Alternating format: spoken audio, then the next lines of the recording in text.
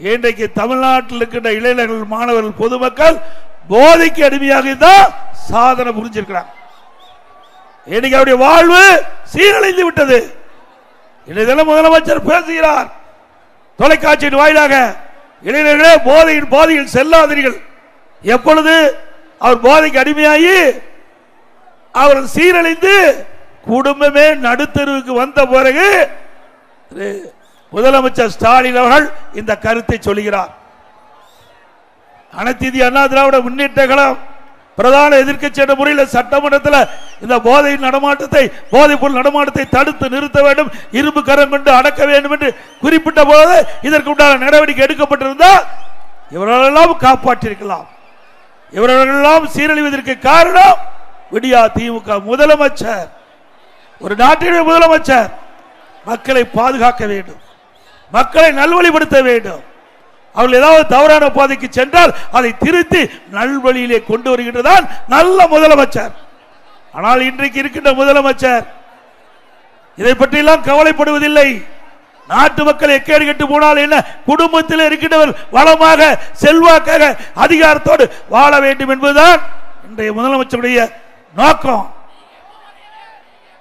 இன்றைக்கு ஒவ்வொரு தாய்மாரும் தந்தை அவருடைய பெற்றோர்கள் தன்னுடைய குழந்தை கண் எதிரே இப்படிப்பட்ட போதைக்கு அடிமையாகி சீரழிகின்ற பொழுது அவருடைய மனம் எந்த அளவுக்கு வேதனைப்படும் என்பதை எண்ணி பார்க்க வேண்டும். ஒரு அரசாங்கம் நினைத்தால் தான் இதை தடுத்து நிறுத்த முடியும். ஆனால் இன்றைக்கு இருக்கின்ற அரசாங்கம் இதை தடுத்து நிறுத்துவதற்கு உண்டான முயற்சி எடுக்கவில்லை. ஒரு டிஜிபி இருந்தார், அவர் இந்த கஞ்சா விற்பனையை தடுப்பேன் என்று அறிவிப்பு வெளியிட்டார். 2.0, 3.0, 4.0 என்று அவர் ஓய்வு பெறுகின்ற வரை ஓ போட்டு ரிட்டையர் ஆகி போயிட்டார். ஏன்னா அவரால் முடியாது. இந்த கஞ்சா விற்பனையில் ஈடுபட்டிருக்கின்ற பெரும்பாலும் ஆட்சி அதிகாரத்தில் இருக்கின்ற துணையோடு இந்த கஞ்சா விற்பனை அமோகமாக நடைபெற்றுக் கொண்டிருக்கின்றது. அதனால காவல்துறை அறியால் அவர் சுயமாக சுதந்திரமாக இந்த போதை ஆசாமிகள் மீது நடவடிக்கை எடுக்க முடியவில்லை. இன்றைக்கு காவல்துறை கைகள் கட்டப்பட்டிருக்கின்றன. காவல்துறை அதிகாரிகள் தன்னுடைய அதிகாரத்தை முழுமையாக பயன்படுத்தி இந்த போதைப் பொருள் நடமாட்டத்தை தடுக்க முடியாத ஒரு அவல நிலை தமிழகத்திலே நிலவுகிறது. மீண்டும் உங்களுடைய துணையோடு அண்ணா திமுக அரசு அடுத்த ஆண்டு அமைகின்ற பொழுது இந்த போதை நடமாட்டத்தை முழுவதும் தடுத்து நிறுத்தப்படும். இன்றைக்கு இந்த போதை ஆசாமியால் தான் சிறுமி முதல் முதியோர் வரை பாலியல் சீண்டலுக்கு உட்படுத்தப்படுகிறார்கள். இந்த பகுதியில் முதியோரை வைத்து அடிக்கடி கொலை நடைபெறுகிறது. முதியோருடைய சொத்துக்கள் உடைமைகள் கொள்ளையடிக்கப்படுகின்றன. இந்த கொங்கு மண்டலத்தில் தான் அதிகமா முதியோர்களை தாக்கப்பட்டு அவர்களை கொலை செய்யப்பட்டிருக்கின்றார்கள். அவருடைய உடைமைகளை திருடப்பட்டிருக்கின்றது. இந்த ஆட்சியுடைய லட்சணம் என்ன என்பதை நீங்கள் எண்ணி பார்க்க வேண்டும். ஒரு அரசாங்கம் ஒரு பிரச்சனை ஏற்படுகின்ற பொழுது விழிப்போடு இருந்து அதை தடுத்து நிறுத்துவதற்குண்டான நடவடிக்கை மேற்கொள்ளப்பட்டிருந்தால் இப்படி முதியோருடைய விலை மதிக்க முடியாத உயிர்களை காப்பாற்றிருக்கலாம். ஆனால் இந்த அரசாங்கம் எல்லாம் கண்டுகொள்ளவில்லை. அது மட்டுமல்ல, இன்றைக்கு இந்த பகுதி தொழில் நிறைந்த பகுதி, தொழிலாளர் நிறைந்த பகுதி. திருப்பூர் மாநகராட்சி, இந்த வடக்கு சட்டமன்ற தொகுதி, எல்லா பகுதியிலுமே தெற்கு சட்டமன்ற தொகுதி, இது எல்லாமே தொழில் நிறைந்த பகுதி, தொழிலாளர் நிறைந்த பகுதி. இவருடைய வாழ்வு இந்த தொழிலை நம்பித்தான் இருக்கிறது. இன்றைக்கு இருக்கிற அரசாங்கம் அதை பற்றி கவலைப்படல. இந்த தொழிலாளருக்கு தற்போது வேலை இல்லாத ஒரு சூழ்நிலை ஏற்பட்டிருக்குது. ஆனால் விலைவாசி விண்ணை முட்டுகின்ற அளவுக்கு உயர்ந்து விட்டது. அண்ணா திமுக ஆட்சியில் அரிசி என்ன விலை என்பதை நீங்கள் எண்ணி பார்க்க வேண்டும், பருப்பு என்ன விலை என்பதை எண்ணி பார்க்க வேண்டும், கடல் எண்ணெய் என்ன விலை என்பதை எண்ணி பார்க்க வேண்டும். திராவிட முன்னேற்ற கழக ஆட்சியில் இன்றைக்கு அண்ணா திமுக ஆட்சிக்கு திமுக ஆட்சிக்கு உள்ள வித்தியாசம் கிட்டத்தட்ட 40% உணவுப் பொருட்களுடைய விலை உயர்ந்திருக்குது. மின்னை முட்டுகின்ற அளவுக்கு இந்த உணவு பொருட்களுடைய விலை உயர்ந்து மக்கள் படுகின்ற துன்பம் ஏராளம். அதை பற்றியெல்லாம் முதலமைச்சர் சிந்திக்குதில்ல. இதே அனைத்து இந்திய அண்ணா திராவிட முன்னேற்ற கழகம் ஆட்சி இருக்கின்ற பொழுது, இப்படி உணவுப் பொருட்களுடைய விலை உயர்கின்ற பொழுது அந்த எந்த உணவுப் பொருள் விலை ஏறுதோ அந்த உணவுப் பொருள் எந்த மாநிலத்தில் விலை குறைவாக கிடைக்கிறதோ உடனடியாக அங்கே சென்று கொள்முதல் செஞ்சு தமிழ்நாட்டுக்கு கொண்டு வந்து அந்த விலையை கட்டுப்படுத்தினோம். இதற்கென்று கட்டுப்பாட்டு நிதி 100 கோடி ஒதுக்கி வச்சிருந்தேன். இது ஏழை மக்கள் பிரச்சனை. ஏழை மக்களுக்கு பிரச்சனை ஏற்படுகின்ற பொழுது இன்றைக்கு நாட்டு மக்கள் பாதிக்கப்பட்டு விடுவார்கள். விண்ணை முட்டுகின்ற அளவுக்கு இந்த உணவுப் பொருளுடைய விலையை கட்டுப்படுத்த இந்த அரசு தவறிவிட்டது. இன்றைக்கு மக்களை பற்றி சிந்திக்காத அரசாங்கம் திரு ஸ்டாலின் மாடல் அரசாங்கம் என்பதை நேரத்தில் நாம் எண்ணி பார்க்க வேண்டும். அதோட எல்லா வகையிலும் உயர்த்தி விட்டாங்க. வீட்டு வரி 100% உயர்வு, கடவரி 150% உயர்வு, குடிநீர் வரி போதாதுக்கு குப்பைக்கு வரி, அது மட்டுமல்ல மின் கட்டணம் 67% உயர்த்தப்பட்டு விட்டது. ஆண்டுக்கு 6% மின் கட்டண உயர்வு. இன்றைக்கு கொரோனா காலத்திலிருந்து மக்கள் படிப்படியா இயல்பு நிலைக்கு திரும்பி இந்த நேரத்தில் திமுக ஆட்சி வந்த பிறகு இவ்வளவு வரிகள் போட்டு மக்கள் மீது மிகப்பெரிய சுமையை சுமத்திய அரசாங்கம் விடியா திமுக அரசாங்கம். அது மட்டுமல்ல, இன்றைக்கு தினம் தமிழகத்தில் அண்ணா திமுக ஆட்சியில் கொண்டு வரப்பட்ட பல திட்டத்தை திமுக அரசாங்கம் ரத்து செய்து அதில் தான் சாதனை படைத்திருக்குது. எனக்கு புதிய எந்த திட்டத்தை கொண்டாந்து சாதனை படைக்கவில்லை. இன்றைக்கு திருமண உதவி திட்டம், தாலிக்கு தங்க திட்டம், இன்றைக்கு நம்முடைய ஏழை குடும்பத்தில் பிறந்த பெண் திருமண வயது அடைகின்ற பொழுது பொருளாதார சூழலின் காரணமாக திருமணம் தடைபடுகிறது. மாண்புமிகு அம்மாவுடைய சிந்தனையிலே ஒதுக்கப்பட்ட அற்புதமான திட்டம். அந்த ஏழை பெண்களுக்கு குறிப்பிட்ட நேரத்திலே திருமணம் நடைபெற வேண்டும் என்ற ஒரே நிலையில 26,50,000 திருமண உதவி திட்டத்தின் கீழ் நிதி உதவி வழங்கிய அரசாங்கம் அண்ணா திமுக அரசாங்கம். தாலிக்கு தங்கம் ஒரு பவுன் இன்னைக்கு 80,000 ரூபாய். அது அண்ணா திமுக ஆட்சியில் கொடுக்கட்டும். சுமார் 12 லட்சம் பேருக்கு இந்த திருமண உதவி திட்டத்தின் கீழ் பயன்பெற்றிருக்காங்க. 12 லட்சம் குடும்பத்தை வாழ வைத்த அரசு அண்ணா திமுக அரசாங்கம். அதையும் திராவிட முன்னேற்ற கழக அரசு வந்து ரத்து பண்ணிவிட்டது. மீண்டும் அண்ணா திமுக ஆட்சி உங்களுடைய ஆதரவோடு ஆட்சி பொறுப்புக்கு வந்தவுடன் தாலிக்கு தங்கம் திட்டம், திருமண உதவி திட்டம் தொடரும். இந்த திட்டத்தின் வாயிலாக இடம்பெறுகிறவர்களுக்கு மணமகளுக்கு பட்டு சேலை வழங்கப்படும், மணவனுக்கு பட்டு வேஷ்டி வழங்கப்படும். அதே போல அம்மா மினிக்கில்லை ஏழை மக்கள் நிறைந்த பகுதி, அந்த பகுதியிலே தேர்ந்தெடுக்கப்பட்டு அங்கு ஒரு அம்மா மினிக்கிளிக்கு திறக்கப்பட்டு அங்கு இருக்கின்ற ஏழை மக்கள் ஏதாவது நோயப்பட்டா அந்த அம்மா மினிக்கிளிக்கு சென்று அவர்கள் சிகிச்சை பெறலாம். அதுல ஒரு அரசியல் நோக்கம்.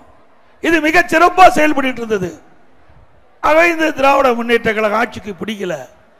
இது இந்த திட்டம் நன்றாக செயல்படுகின்ற பொழுது அண்ணா திமுக கட்சிக்கு நல்ல பெயர் வந்து வேண்டும் எண்ணி இன்றைய முதலமைச்சர் அந்த திட்டத்தை ரத்து பண்ணியிருக்கிறார். இந்த தொகுதியில் மட்டும் 6 அம்மா மினிக்கிளை கொண்டாந்திருக்கிறார். 6 அம்மா மினிக்கிளை கொண்டாந்து மீண்டும் அண்ணா திமுக ஆட்சி அடுத்த ஆண்டு அமைகின்ற பொழுது இப்ப 2000 அம்மா மினிக்கிளைக்கு தான் திறந்தோம். அடுத்த ஆண்டு அண்ணா திமுக ஆட்சி வந்தவுடன் 4000 அம்மா மினிக்கிளைக்கு திறக்கப்படும். எல்லா பகுதிக்கும் மக்கள் எங்கெங்கெல்லாம் அதிகமாக வாழ்கின்றார்களோ அந்த பகுதியெல்லாம் அண்ணா திமுக ஆட்சியில் அம்மா மினிக்கிளுக்கு திறக்கப்படும்.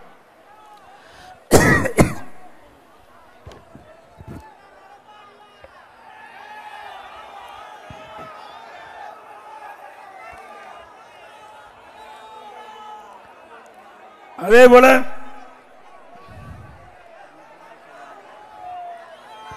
கேபிள் இன்றைக்கு தமிழகத்தில் கேபிள் டிவி இருக்குது. அண்ணா திமுக ஆட்சியில் மக்களுக்கு குறைந்த கட்டணத்தில் இந்த கேபிள் டிவி சேவை வழங்கப்பட்டு வந்தது. இன்றைய தினம் அந்த சேவை கொஞ்சம் கொஞ்சமாக குறைஞ்சி போச்சு. அது செட்டாப் பாக்ஸ் வாங்கி கொடுக்கணும். இன்றைய தினம் திராவிட முன்னேற்ற கழகம் ஆட்சிக்கு வந்த பிறகு இன்றைக்கு ஒரு அமைச்சருடைய செல்வாக்கை பயன்படுத்தி திரு டிஆர்பி ராஜாவிற்கு வேண்டியப்பட்ட நிறுவனம் அரிஸ்டோ நிறுவனம், அந்த நிறுவனத்திற்கு வாடகைக்கு செட் ஆஃப் பாக்ஸ் வாங்கி கொடுக்குறாங்க. அந்த வாடகை மிக மிக உயர்வு. அதுக்கு புதிய செட் ஆஃப் பாக்ஸ் வாங்கியே கொடுத்துடலாம். ஆக இதில் ஒரு மிகப்பெரிய ஊழல் நடக்குது. சுமார் 300 கோடி இந்த கேபிள் டிவி நிறுவனத்திற்கு நஷ்டம் ஏற்படும் தனியார் நிறுவனத்துக்கு கொடுத்தா. ஆக இந்த திமுக குடும்பம் இந்த கேபிள் டிவி நடத்துகின்ற காரணத்தினால அவர்கள் இந்த அரசு கேபிள் டிவியை முடக்க வேண்டும். அதற்காக இப்படி செயல்பட்டு கொண்டிருக்கிறாங்க. அண்ணா திமுக ஆட்சி இருக்கின்ற பொழுது 30 லட்சம் நாங்கள் கனெக்ஷன் இருந்தது. கேபிள் டிவி மூலமா 30 லட்சம் கனெக்ஷன் இருந்தது. அதனால வருமானமும் கிடைத்தது.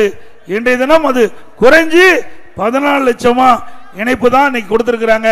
மீண்டும் அண்ணா திமுக ஆட்சி நடந்தவுடனே குறைந்த கட்டணத்தில் கேபிள் டிவி சேவை மக்களுக்கு வழங்கப்படும்.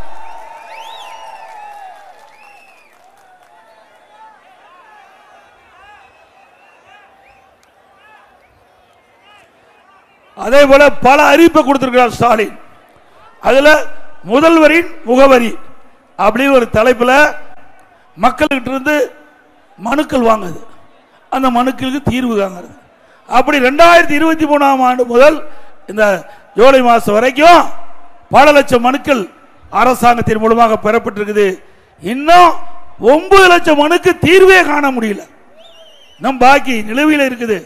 இதற்கு இடையில இன்றைக்கு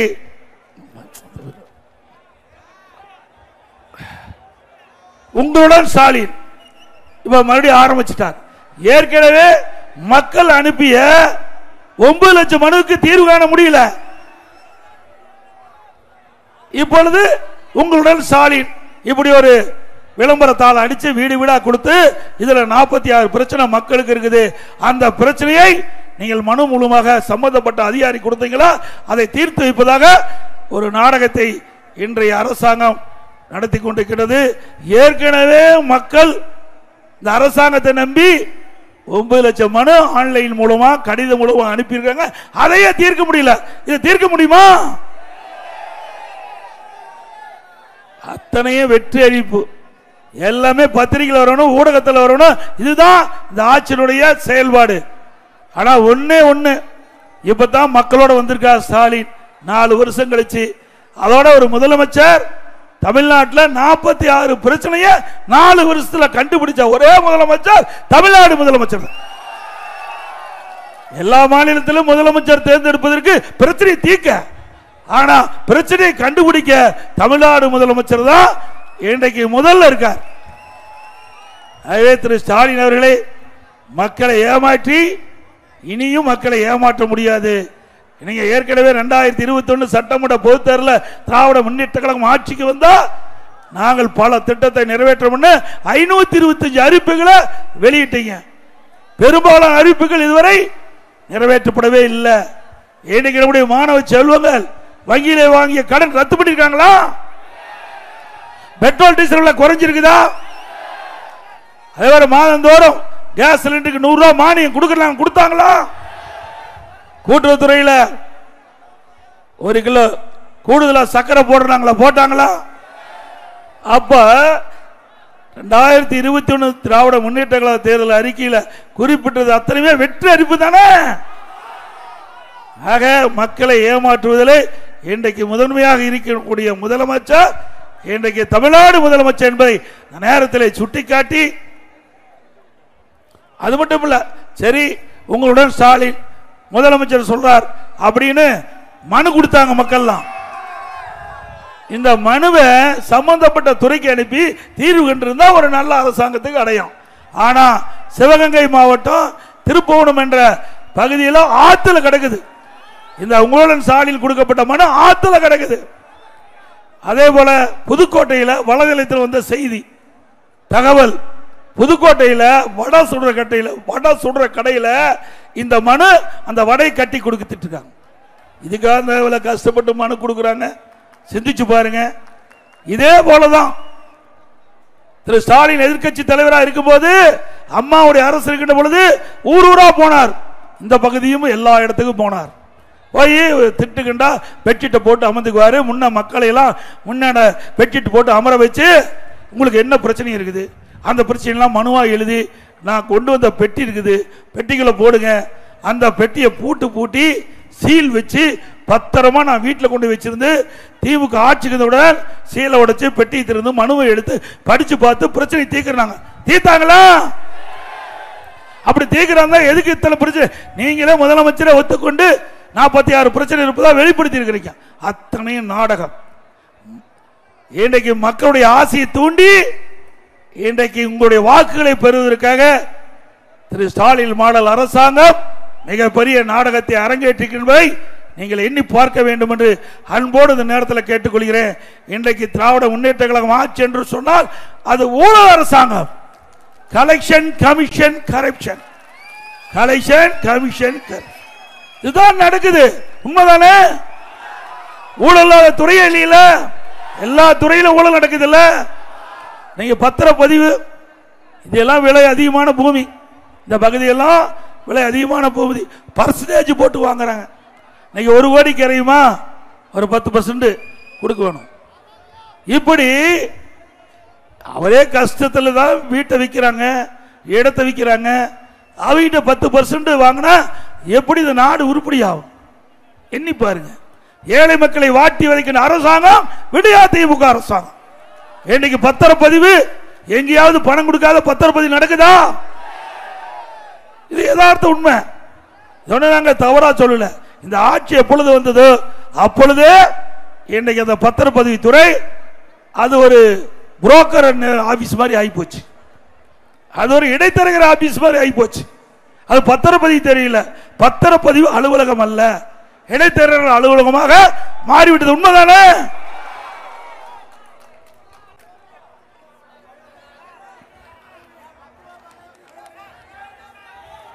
அதோட திருப்பூர் வடக்கு சட்டமன்றத்தில் பல திட்டங்களை கொண்டாந்து நிறைவேற்றுகிறோம்.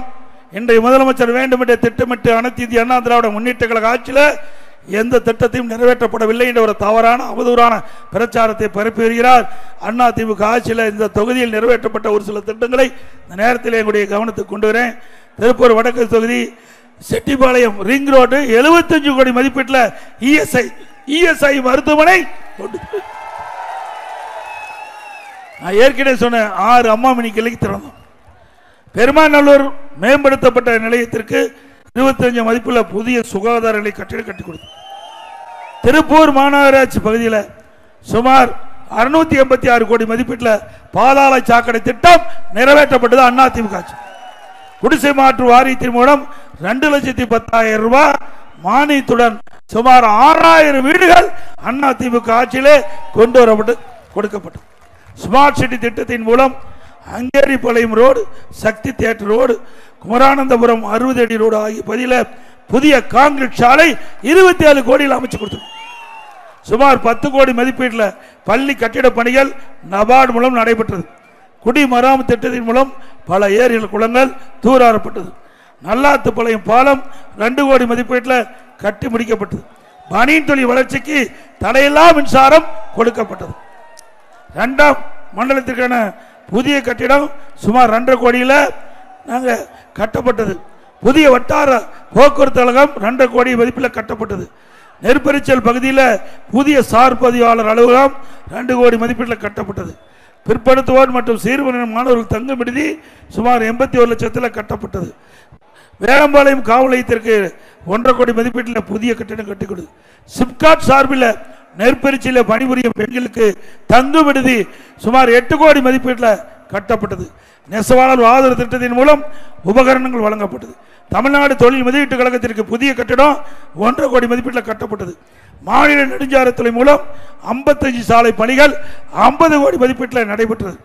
108 கோடி மதிப்பீட்டில் சாலை, மழைநீர் வடிகால், குடிநீர், கட்டிடப்பணி, பாலம், பாதாள சாக்கடை, பூங்கா, தெருவிளக்கு இப்படி பல்வேறு பணிகள் இந்த தொகுதியில் நிறைவேற்றப்பட்டிருக்கின்றன.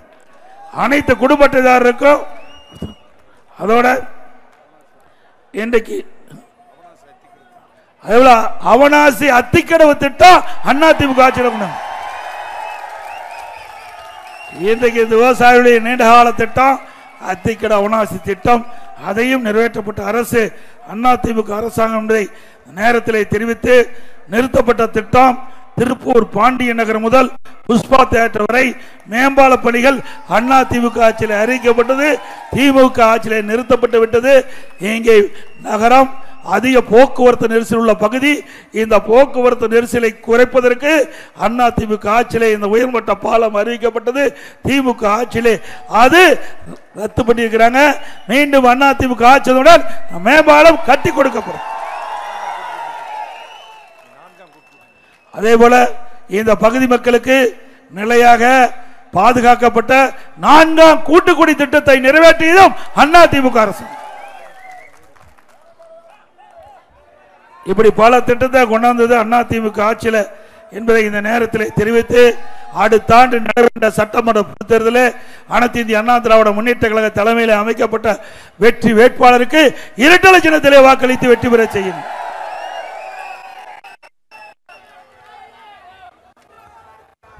அதே போல ஆட்டோ ஓட்டுநர்கள் அந்த ஆட்டோ ஓட்டுநர் சங்கத்தில் பெயர் பதிவு செஞ்சிருந்து அவள் புதிய ஆட்டோ வாங்கினா ஒவ்வொரு ஆட்டோ வாங்குகின்ற பொழுது 75,000 ரூபாய் மானியம் கொடுக்கப்படும் ஆட்டோ ஓட்டு. அதே போல இந்த ஏழை மக்கள், இந்த மாநகரத்தில் ஏழை மக்கள் வசிக்கிறாங்க, கிராமத்திலும் ஏழை மக்கள் வசிக்கிறாங்க, தாழ்த்தப்பட்ட மக்கள் வசிக்கிறாங்க. அப்படிப்பட்ட மக்கள் குடிசையில் வாழ்ந்தாலும் சரி, வீட்டு மனை இல்லாவிட்டாலும் அண்ணா திமுக ஆட்சியில் அந்த குடிசையில் வாழ்கிறவர்களுக்கு அற்புதமான காங்கிரீட் வீடு பல லட்சம் மதிப்புள்ள கட்டி கொடுக்கப்படும். வீட்டு மனையே இல்லாம அப்படிப்பட்டவர்களுக்கு அரசாங்கமே வீட்டிடம் வாங்கி அற்புதமா பல லட்சம் வீடு கட்டி கொடுக்கப்படும். காங்கிரீட் வீடு கட்டி கொடுக்கப்படும். நேரத்தில் தெரிவிக்க வருகிறேன்.